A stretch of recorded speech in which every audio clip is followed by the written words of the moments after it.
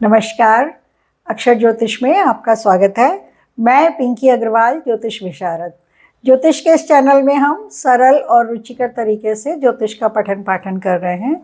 तो अभी पिछले वीडियो में हम लोगों ने डिले मैरिज का टॉपिक लिया था कि विवाह में विलंब के क्या योग होते हैं, और एक हॉरोस्कोप भी मिलाया था, दिखाया था, हमने लिया था, जिसमें 1980 बॉन्ड थे वो, और उनकी तकरीबन 35 साल की उम्र में जाके शादी हुई थी। ठीक है, अब हम आज टॉपिक ये ले रहे हैं। एक्चुअली देखिए, डिले और डिनायल में ना बड़ा बारीक सा ही अंतर होता है। कई बार बड़ा कन्फ्यूज़न भी होता है कि ये डिले है या डिनायल है। क्यों? क्योंकि ज़्यादा अंतर नहीं होता है, प्लैनेट वही होते हैं, उन्हीं प्लैनेट की पोजीशन में हमको देखना समझना पड़ता है कि ये डिले ही है या डिनायल है। बिल्कुल। तो आज भी हमने एक हॉरोस्कोप लगाया है, 1963 बॉन्ड हैं वो मैडम, और उनकी अभी तक शादी नहीं हुई है। कभी शादी का चर्चा भी नहीं हुआ, कभी चर्चा हुआ तो उनसे पहले उनकी बहनों का चर्चा हो गया, और ऐसे कार्यक्रम चलता रहा। तो कहने का मतलब यह है कि देखिए, जब डिले होता है, डिले देने में हमने जैसे सैटर्न प्लैनेट को पकड़ा था, अष्टम भाव को लिया था, और पीड़ित लिया था कि सप्तम भाव भावेश कारक ये पीड़ित हों।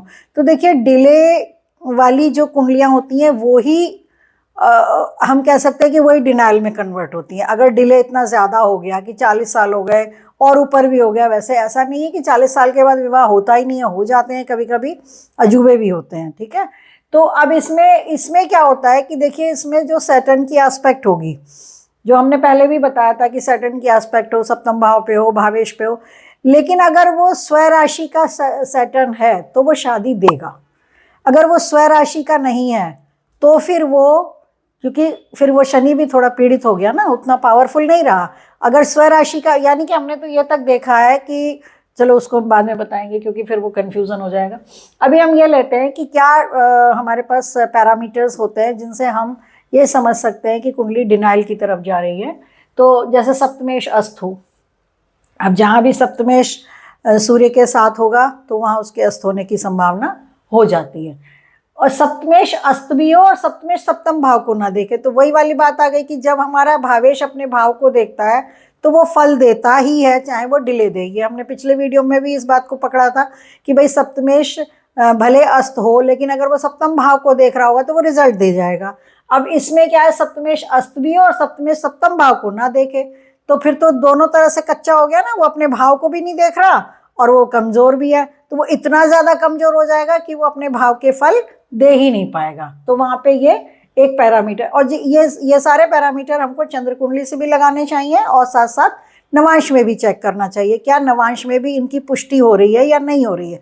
अगर नवांश में पोजीशन अच्छी है तो कई बार खाली D1 से बात नहीं बनती है, D9 कई बार फिर वो मैरिज करवा देता है। ठीक है, तो एक तो बात यह हो गई कि सप्तमेश अस्तो और सप्तम भाव को भी ना देखे, तो वो दोनों तरह से ये मामला कमजोर हो गया। दूसरा पॉइंट हमारा आता है, सप्तमेश पर शनि की दृष्टि हो, सप्तम भाव पर भी शनि की दृष्टि हो, पर शनि स्वराशि का नहीं होना चाहिए। ये क्या पॉइंट है? ये पॉइंट ये है कि देखिए, शनि डिले तो कराएगा, शनि है ना, तो डिले तो कराएगा, लेकिन सप्तमेश पर शनि की दृष्टि डिले कराएगी, सप्तम भाव पर भी शनि की दृष्टि डिले करा सकती है। लेकिन मुद्दा ये बैठता है कि अगर शनि स्वराशि का होता है तो वो मैरिज करा देता है, भले ही डिले हो। लेकिन अगर शनि स्वराशि का नहीं है तो फिर ये डिले डिनायल में कन्वर्ट हो सकता है। ठीक है, तो इसी तरह से सप्तमेश त्रिक राशियों में चला जाए, सप्तमेश चला जाए छठे, 8वें, 12वें चला जाए, या 3, 6, 10, 11 में चला जाए, तो खास करके 6 और 12 में हमने पिछले वीडियो में भी देखा था कि छठे भाव में और 12वें भाव में वो मामला ज़्यादा खराब कर देता है। इसी तरह से सप्तमेश सप्तम भाव से 6, 8, 12 में चला जाए तो वो अपने भाव से छठे, 8वें, 12वें चला गया तो भी गड़बड़ करता है। नीच राशि में चला जाए, नवांश में भी नीच हो जाए, या यहाँ नीच ना हो नवांश में नीच हो जाए, तो भी वो कमज़ोर हो जाता है। इसी तरह से बुध और शुक्र जो कारक है मैरिज के कारक, हमने पहले भी पढ़े हैं कि लड़कियों की कुंडली में गुरु को लेते हैं, लड़कों की कुंडली में शुक्र को लेते हैं, पर शुक्र को दोनों की कुंडलियों में लेते हैं। ठीक है, तो इसीलिए ये पॉइंट भी आता है कि शुक्र का संबंध जब शनि से होता है तो भी डिले होती है।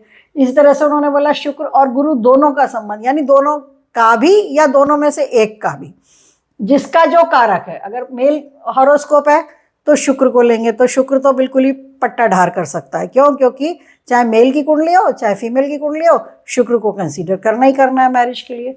ठीक है, उसका संबंध शनि से हो रहा हो, वो अस्त हो रहा हो, शुक्र अस्त हो रहा है, या शुक्र छठे 8वें 12वें भाव में चला गया।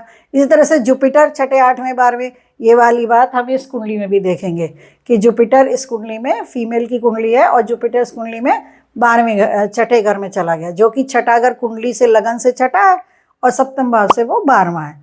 तो 6-12 वाली एक्सेस वैसे भी आ गई और वैसे भी आ गई, तो वहां पे गड़बड़ कर देता है। इसी तरह से 7th हाउस का लॉर्ड 8th में चला जाए, 8th का 7th में चला जाए तो डिले तो होता ही है, पर ये अपनी शत्रु राशियों में जब चले जाते हैं या और ज्यादा भी पीड़ित हो जाते हैं तो फिर ये कुंडली डिनाइल में बदल जाती है, मैरिज नहीं होती। इसी तरह से सप्तम भावेश अस्त हो जाए, वक्री हो जाए, इस तरह का ग्रह हो, पाप युक्त हो, पाप दृष्ट हो, मतलब पाप ग्रह के साथ हो, पाप ग्रहों से देखा जा रहा हो, पाप ग्रहों के बीच में फंसा हुआ हो, पाप कर्तरी में फंसा हो। खास करके सप्तम भाव जब पाप कर्तरी, देखिए भाव जो होता है वो हमें फल देता है जैसे कि माँ की तरह फल देता है। अब माँ का क्या होता है, माँ का व्यवहार ये होता है कि माँ अपने बच्चों को सब कुछ देना चाहती है। वो उसके बच्चे चाहे काबिल हैं या नहीं हैं, अच्छे हैं नहीं हैं, पर उसका भाव नहीं बदलता, यानी कि वो हमेशा अच्छा ही देना चाहिए अपने बच्चों को। माँ का ये इस तरह का भाव रहता है, तो इसीलिए इनको भाव कहा जाता है। हम घर भी कह सकते हैं, हम हाउस भी कह सकते हैं, पर हम भाव कहते हैं। भाव इसलिए कहते हैं क्योंकि जो ये कुंडली के जो 12 भाव हैं ये भी वही भाव रखते हैं, ये मतलब देना चाहते हैं, भावना इनकी ये रहती है कि हम दें। तो भाव अगर जब पीड़ित ज़्यादा हो जाता है तो ये देखा जाता है कि जैसे माँ है वो सब कुछ देना चाहती है पर वो बहुत कमज़ोर हो गई, तो अब ज़्यादा कमज़ोर हो जाएगी तो वो क्या है, विवश है, वो नहीं दे पाएगी। ठीक है, इसी तरह से हम भावेश को लेते हैं। अब भावेश को हम पिता से कंपेयर कर सकते हैं, समझाने के लिए है ये। जैसे भावेश है, पिता है, अब पिता क्या है, पिता चाहता है कि बच्चा डिसिप्लिन में रहे, और पिता का व्यवहार नॉर्मली यही रहता है कि जो बच्चे डिसिप्लिन में रहते हैं उनकी तरफ पिता का रुझान ज़्यादा हो जाता है, या ये कह सकते हैं कि पिता को वही प्यारे होते हैं जो बच्चे डिसिप्लिन में रहते हैं। अगर बच्चा डिसिप्लिन में नहीं है तो पिता फिर छोड़ भी देता है कि भाई ठीक है, जब बात ही नहीं मानते तो छोड़ दो इन्हें। लेकिन माँ का ऐसा नहीं होता, माँ फिर भी कोशिश करती है कि नहीं, दे दो अपने बच्चे को। तो ये फर्क आता है भाव और भावेश में। इस तरह से कारक को अगर हम लें तो कारक की हम तुलना गुरु से कर सकते हैं कि जैसे गुरु होते हैं, गुरु भी ओबीडियंट चाइल्ड को पसंद करते हैं, ये बात तो ठीक है, पर फिर भी गुरु शिक्षा दे के, मार के, पीट के, समझा के, बुझा के, हर तरीके से गुरु का प्रयास ये रहता है कि हम अपने छात्र को काबिल बनाएं। ठीक है, तो एक जो टीचर होता है वो उसका भी प्रयास आखिरी तक वो प्रयास करता है कि किसी ना किसी तरीके से हम इस बच्चे को काबिल बना दें। तो ये तरीके हैं बातों को समझने के लिए कि ह्यूमन बिहेवियर के साथ हम इसको जब मैच करते हैं तो हमें बात समझ में आती है। इसीलिए जब भाव पाप कर्तरी में जाता है तो भी मामला खराब होता है, जब भावेश पाप कर्तरी में जाता है तो भी मामला खराब होता है, जब कारक गुरु या शुक्र बन करके वो पाप कर्तरी में जाता है तो दोनों तरफ से उसके ऊपर नेगेटिव या पाप प्लैनेट्स का जब प्रभाव पड़ता है तो वो फंस जाता है। कर्तरी माने कैंची होता है एक्चुअली, तो कैंची के बीच में जो चीज़ आएगी वो कट ही जाएगी। तो कट जाएगी मतलब वो फंस गई ना, उसके बीच में फंस तो एटलीस्ट जाएगी ही जाएगी, कट भी जाएगी पर फंस भी जाएगी, तो दोनों तरफ से उसके ऊपर नेगेटिव इफेक्ट पड़ता है। और अगर ये प्रभाव पृथककारी ग्रहों का पड़ जाए तो फिर मामला और ज़्यादा खराब होता है। पृथककारी ग्रह कौन कौन से होते हैं? पृथक करने मतलब जो सेपरेट करने वाले प्लैनेट हैं, एक तो शनि है, सूर्य है, सूर्य के पुत्र शनि हैं, सूर्यदेव पृथककारी प्रभाव रखते हैं, और सूर्य के पुत्र होने से शनि में भी ये गुण है, वो अपने पिता का ये गुण लेके चलते हैं। ये दोनों ही प्लैनेट पृथककारी हैं। इसके अलावा राहु पृथककारी है। आपको जान के आश्चर्य होगा कि मंगल पृथककारी नहीं है। मंगल पीड़ित जरूर करता है ग्रहों को, सप्तम भाव को, भावेश को, सबको, लेकिन मंगल क्या करता है? झगड़े करवाएगा, लेकिन वो पृथक नहीं करेगा, वो लड़ाता बिड़ाता रहेगा, पर पति पत्नी को सेपरेट करने में मंगल का रोल नहीं होता, बहुत कम होता है। जब बिल्कुल ही वायलेंस की स्टेज आ जाए तो वो एक कारण बन जाता है कि भाई बहुत वायलेंस हो गया, तो बंदा सोचता है कि भाई अब वायलेंस ज़्यादा हो गया है ना। लेकिन नॉर्मली मंगल पृथककारी नहीं है, राहु पृथककारी है, सूर्य पृथककारी है, शनि पृथककारी है, और केतु भी पृथककारी प्रभाव रखता है। केतु तो जॉब चेंज करा देता है, घर बदलवा देता है अपनी दशा में, है ना। कई बार आदमी नौकरी से व्यवसाय में चला जाता है या व्यवसाय वाला नौकरी पे आ जाता है, इतना तक मतलब केतु जो है, केत छुड़ाए खेत, ऐसा भी सुनने में आता है।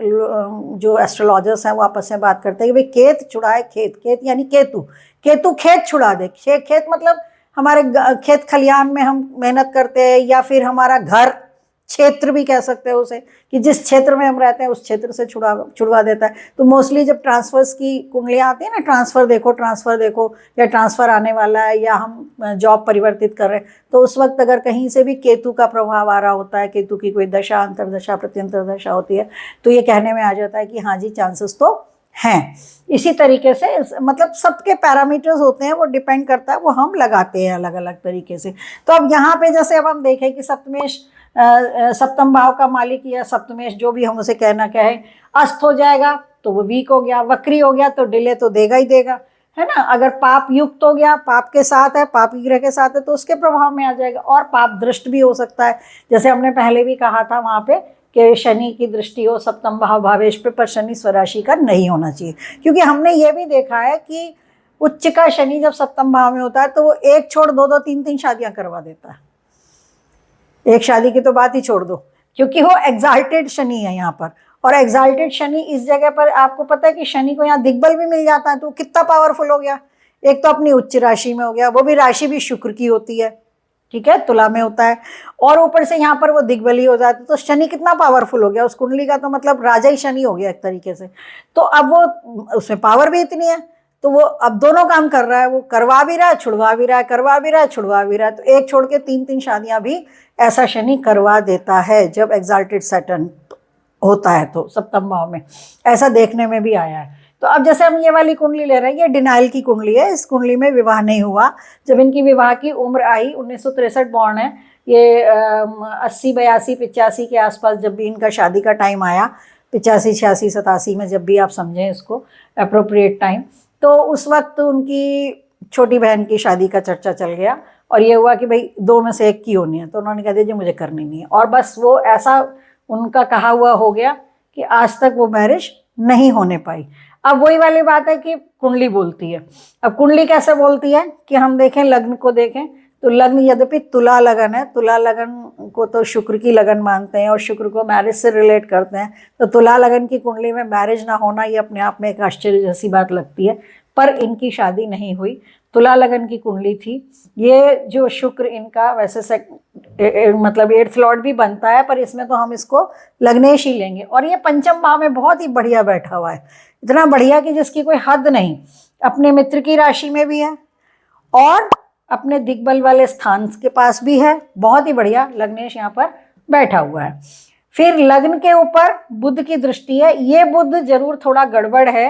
क्यों गड़बड़ है कि भले ये भाग्येश है पर ये व्ययेश भी है, इसकी मूल त्रिकोण राशि व्यय भाव में गई है, हालांकि ये लग्नेश का मित्र है। और अकेला बुध जो होता है ना, ये नाउच प्लैनेट है। नाउच प्लैनेट मतलब नपुंसक प्लैनेट है। अब ये अकेला बैठा हुआ है, अगर इसके साथ कोई और प्लैनेट होता ना तो फिर इसको हम एक नपुंसक प्लैनेट के तौर पे नहीं लेते, पर ये एक तो अपने शत्रु परम शत्रु मंगल की राशि में है, और दूसरी बात ये बिल्कुल अकेला बैठा हुआ है। तो यहाँ पर ये यद्यपि भाग्येश होकर के इसका केंद्र में आना अच्छा हुआ, त्रिकोण का मालिक होकर के यहाँ आना अच्छा हुआ, ये वाले भाव का स्वामी होकर के यहाँ आना खराब हुआ। व्ययेश में भी ये दुर्गुण होता है कि ये सब सेपरेट करता है। मतलब जैसे हमने बात करी थी ना कि प्लैनेट्स की बात करी थी कि राहु सेपरेट करता है, शनि सेपरेट करता है, सूर्य सेपरेट करता है, केतु सेपरेट करता है ना, हमने ये बात करी थी। तो इस तरीके से जो 12th हाउस का स्वामी बनता है हॉरोस्कोप में, जो भी प्लैनेट बन जाएगा 12th का लॉर्ड, उसके अंदर भी, क्योंकि व्ययेश है ये, व्यय का मतलब खर्च करो। अब खर्च करेंगे तो रुपया हमारे पास से दूर ही तो जाएगा ना, हमारे पास थोड़ी रहेगा जब हम उसे खर्च करेंगे। तो ये खर्च का घर है, तो खर्च के घर का स्वामी यहाँ तक देखने में आया है कि यदि ये गुरु बन जाए, जैसे कि मकर लगन की कुंडली में बन जाता है, अगर ये गुरु भी बन जाए, वो भी अगर यहाँ या यहाँ से संबंध कर ले सप्तम भाव या भावेश से, तो ये भी सेपरेशन कराता है। मतलब डिपेंडिंग अपॉन कि कौन सा प्लेनेट 12वें घर का स्वामी बन करके सप्तम भाव या भावेश से संबंध बना रहा है, तो वो भी सेपरेटिव का काम करता है। अब ये सेपरेशन दोनों तरह से हो सकता है, मतलब मैरिज करने के बाद डिवोर्स की फॉर्म में भी हो सकता है और मैरिज ना कराने की सिचुएशन भी ला सकता है। ठीक है, तो अब यहाँ पर ये व्ययेश के तौर पे अगर हम इसे देखें तो ये यहाँ पर इसने भाव को खराब कर दिया, व्यय भाव का स्वामी यहाँ कर बैठ गया। तो अब ये बात हो गई। अब इसके बाद हम भावेश की स्थिति देखें तो अब ये भावेश इसमें बना हुआ है मंगल। ये मंगल आप देखिए, एक तो अपनी डेबिलेटेड राशि में है, ये नीच राशि के अंदर चला गया। ये यहाँ पे हम पैरामीटर्स देख चुके हैं ना, नीच राशि में हो, नीच नवांश में हो, है ना, और पाप युक्त पाप दृष्ट। ये मंगल राहु के साथ है और शनि से दृष्ट है, तो 1 2 3 प्लेनेट का प्रभाव इस मंगल पे आ गया। नीच होना एक नेगेटिविटी, राहु के साथ होना दूसरी नेगेटिविटी, शनि से दृष्ट होना तीसरी नेगेटिविटी, और केतु की भी एक्सेस आ गई तो चौथी नेगेटिविटी। तो इस प्रकार से इस जो भावेश में ये जो है 4 नेगेटिविटी यहाँ पर आ गई, 4 प्रकार से ये पीड़ित हो गया। ठीक, इसने लग्न को भी पीड़ित किया है, चलो वो तो अलग बात है। अब ये देखिए, इसी मंगल की दृष्टि यहाँ पर शुक्र पर भी आ जाएगी। ये जो शुक्र वेल प्लेस्ड बैठा हुआ था ना, बहुत अच्छा लग रहा था हमको, अभी हम देख रहे थे थोड़ी देर पहले, लेकिन इस मंगल की 8वीं दृष्टि, सप्तमेश की 8वीं दृष्टि शुक्र पर भी आ जाएगी। ठीक है, अब भाव की बात हो गई, भावेश की बात हो गई, अब हम करेंगे कारक की बात। कारक गुरु आप देखिए, स्व राशि का होते हुए भी कारक गुरु भी अपने से 12वें चला गया, इस भाव से 12वें चला गया है। ठीक है, और किसके साथ बैठा हुआ है? सूर्य के साथ बैठा हुआ है। तो अब देखो, राहु एक पृथककारी, केतु एक पृथककारी, शनि एक पृथककारी और सूर्य एक पृथककारी, यानी कि कुंडली के 1 2 3 4 4 के चारों पृथककारी, और ये व्ययेश 5वां पृथककारी, सबका प्रभाव पड़ रहा है सप्तम भाव भावेश और कारक पे। तो फिर ये डिनाइल की कुंडली हो गई, इनका आज तक विवाह नहीं हुआ। और आप देखें, इसका जो डिस्पोजिटर मंगल का बना हुआ ना चंद्रमा, ये भी डेबिलेटेड है।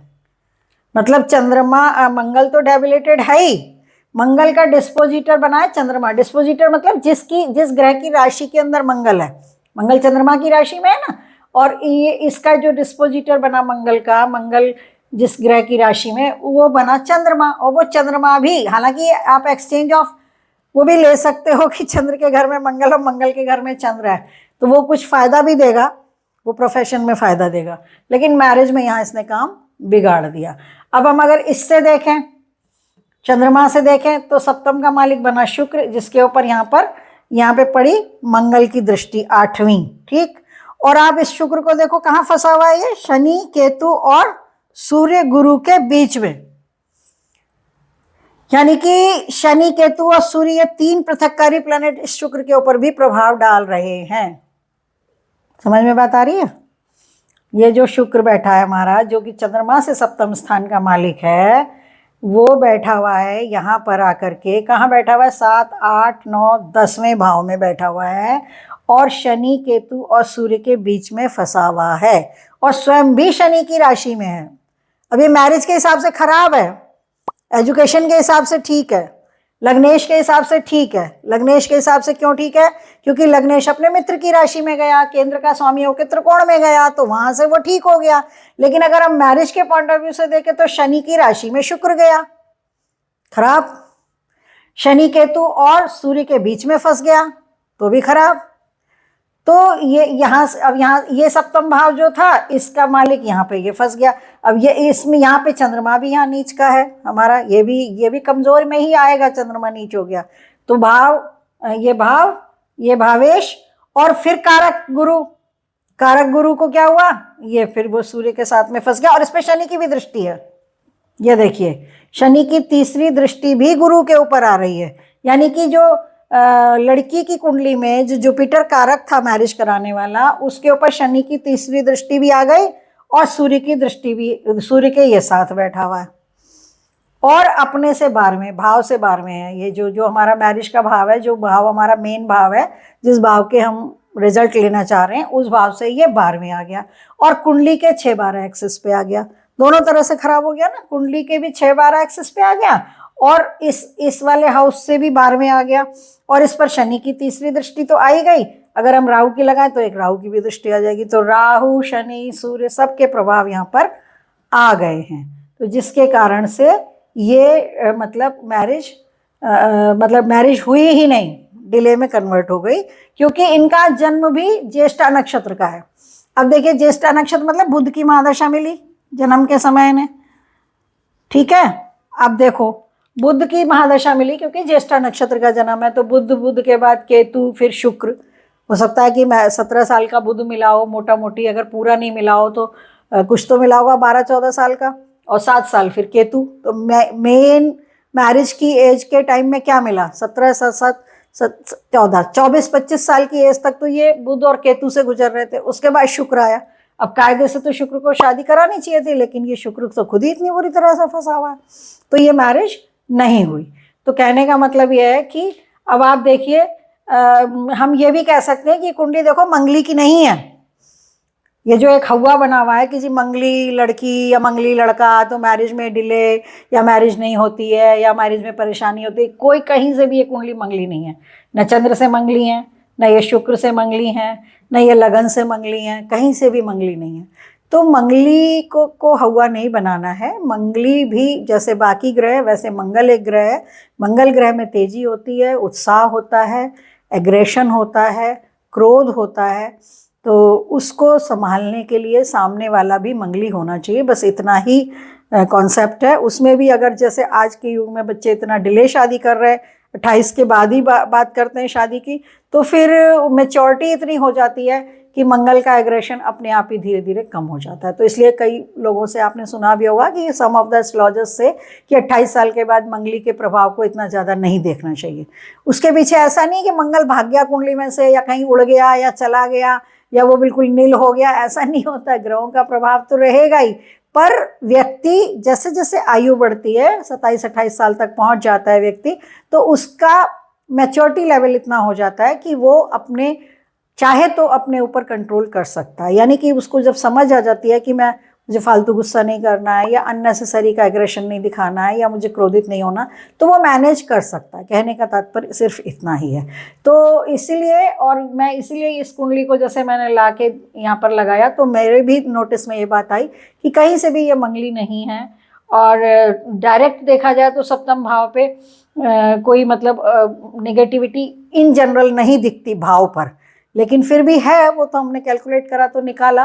तो कहने का मतलब यही है कि शनि डिले देता है। यहाँ पर यही डिफरेंस है कि जो डिले के योग हैं वही डिनाइल के योग हैं। फर्क सिर्फ इतना है कि प्लैनेट स्वराशि का नहीं होना चाहिए। इसमें भी देखो, ये शत्रु राशि में चला गया है, यहाँ पर जो बैठा है प्लैनेट वो शत्रु राशि में चला गया, ये प्लैनेट भी डेबिलेटेड हो गया। ये शुक्र जरूर मित्र की राशि में है, और गुरु अपनी राशि का होते हुए भी वो नहीं दे पाया, ठीक है। तो सुख भाव का भी राहु केतु एक्सेस पे जाना और सुख भाव का भी इतना पीड़ित होना भी इसमें मायना रखता है। और भी कई पॉइंट हो जाते हैं जो मायना रखते हैं। ऐसे हम नवांश में भी जा सकते हैं देखने के लिए, तो वहाँ से भी हमें कुछ मिल सकता है। और अगर नहीं भी मिले तो ये कुंडली अपने आप में इतने डिले दिखा रही है कि वो प्रत्यक्ष है कि डिनाइल हो गया मैरिज में डिले, तो थाई डिनाइल में कन्वर्ट हो गई, शादी नहीं हुई। तो कहने का तात्पर्य है कि डिले और डिनाइल में बहुत ही सूक्ष्म सा अंतर है। वो अंतर यही है कि प्लैनेट अपनी राशियों के नहीं होने चाहिए। शनि भी अगर अपनी राशि का है या एग्जाल्टेड है तो वो डिले ही सही मैरिज देता ज़रूर है, और एक बार शादी ज़रूर करवा देता है। तो ये एक पॉइंट है। बाकी पृथककारी ग्रहों का हमें प्रभाव पता चल गया है। व्ययेश को भी देखना ज़रूरी है। अभी तो मैंने नहीं ली है वो कुंडली, मेरे पास एक हॉरोस्कोप है, परिजनों में ही एक कन्या है, तो उसकी मकर लगन की कुंडली है, और जुपिटर एग्जाल्टेड होकर के 7th हाउस में बैठा है। लेकिन चूंकि मकर लगन की कुंडली है, वो 12वें घर का स्वामी है, तो उस बच्ची की भी 2 शादियां हुई, मतलब एक शादी हुई, डिवोर्स हुआ, फिर शादी हुई। यही एक रीज़न नहीं था, और भी रीज़न थे। सप्तम का स्वामी और लगन के स्वामी भी अष्टम भाव में चले गए थे। तो कई सारे पैरामीटर लगते हैं, कोई एक पैरामीटर से हम एकदम नहीं कह सकते, बट फिर भी एग्जाल्टेड जुपिटर देख के शुरुआती दौर में कई हमारे साथ में जो हम लोग बैठ के देख रहे थे, तो ये हुआ भाई जुपिटर तो मैरिज को बचाना चाहिए, जुपिटर प्लैनेट ऐसे मैरिज को बचाना चाहिए। और जुपिटर है, पर जुपिटर था तो इसलिए एक शादी करा दी, फिर उसने दूसरी भी करा दी, लेकिन चूंकि वो व्ययेश था तो उसने दोनों जगह से सेपरेट भी करा दिया, डिवोर्स भी करा दिया। तो डिवोर्स कराने वाले जो प्लैनेट होते हैं ना, वो भी यही होते हैं। अब इसमें तो मैरिज ही नहीं हुई, पर खुदा ना खास्ता अगर इसमें मैरिज हो भी जाती तो ये डिवोर्स जैसी सिचुएशन, या मतलब डिवोर्स से मतलब ऐसा नहीं है कि हमेशा पेपर पे ही डिवोर्स होता है, कई बार डिवोर्स जैसी सिचुएशन होती है, डिवोर्स ना होते हुए भी डिवोर्स जैसी स्थिति में जहाँ तक रहता है। तो ये हमने आज लिया, इसमें बहुत ही बारीक सा डिफरेंस था, उसको हमने समझने की कोशिश करी और उसको यहाँ पर हमने कवर किया। तो डिले और डिनायल ये दोनों हमने हॉरोस्कोप में देख लिया है। ये जो डिनायल वाली कुंडलियाँ होती हैं, यही अगर शादी हो जाती है किसी वजह से, अप्रोप्रिएट दशा मिल गई, अप्रोप्रिएट हमको गोचर मिल गया, या प्लैनेट शुभ था, जैसे मैंने बताया जुपिटर शुभ प्लैनेट था तो उसने मैरिज करा दी, लेकिन फिर वो डिवोर्स में कन्वर्ट होती हैं इस तरीके से। तो ये डिनायल जो है और जो डिले है, इसमें अगर ज़्यादा पृथककारी प्लैनेट्स का प्रभाव होता है तो डिले डिनायल नहीं होता, तो फिर डिवोर्स की नौबत आ जाती है, कई बार ऐसा भी होता है। तो ये ही प्लैनेट हैं जो हमको डिवोर्स तक भी ले जाते हैं। तो ये अब 5-7 कुंडलियाँ इकट्ठी करने के बाद में अगर स्टडी करी जाए तो धीरे धीरे समझ में आने लग जाता है। अब जैसे बुध को, प्लैनेट को हम खराब नहीं मानेंगे, इस कुंडली में तो वैसे भी देखिए भाग्येश भी है ना, लेकिन चूंकि इसमें व्ययेश का इफेक्ट आ गया तो इसने जो है वहाँ पे काम व्ययेश की तरह काम कर दिया उस वक्त। भले चाहे जॉब के लिए ये इनके लिए अच्छा रहता होगा, इनके नैन नक्श अच्छे हो सकते हैं, बुध है यहाँ पे लगन को देख रहा है तो उनको सुंदर बना सकता है, तो इस तरह की चीज़ें होती, स्किन अच्छी दे सकता है, तो स्किन मतलब अच्छी देने में बुध का बहुत बड़ा रोल होता है। मित्र की राशि में होता है तो बहुत अच्छी दे देता है और भी बढ़िया दे देता है, नैन नक्श भी अच्छे देता है। तो ये चीज़ें हैं, स्टडी करने से हमें समझ में आ जाएंगी। अब हमने अभी तक हम जो पढ़ रहे थे, मोटा मोटी जितना भी हमने पढ़ा है, लगभग 100 जैसे एपिसोड हो गए हैं, तो हम ये देख रहे हैं कि हमने अभी तक ये देखा कि कुंडली में कैसे कैसे प्रॉमिसेस होते हैं। इनको प्रॉमिस बोलते हैं या वादा बोल सकते हो आप, कि कुंडली में क्या वादा है। कुंडली में वादा है अर्ली मैरिज का है, लेट का है, संतान अच्छी पाने का है, अच्छी शिक्षा पाने का है, अच्छा ओहदा पाने का है। तो अब वो हमें फलित, एक तो हमें सीक्वेंस समझना चाहिए कि कुंडली को देखें कैसे, है ना, क्योंकि मतलब पहले लग्न को देखें फिर लग्नेश को देखें वगैरह वगैरह। तो इसका इस टॉपिक को भी हम कवर करेंगे कि कुंडली को कैसे देखना चाहिए शुरुआत में, फिर क्या क्या देखना चाहिए। मतलब पहले कुंडली को देखें, फिर प्रॉमिस को देखें, फिर अप्रोप्रिएट दशा को देखें और फिर हम गोचर को देखें। तो इस तरीके से जा कर के हम अब उस लेवल पे आ सकते हैं कि हम इतना पढ़ने के बाद कि हम हॉरोस्कोप को देख करके देखना शुरू करें। तो आज के लिए हम इतना ही करेंगे और अगले वीडियो में कोई और टॉपिक लेके शुरू करेंगे। आज के लिए इतना ही। जय हिंद, जय भारत।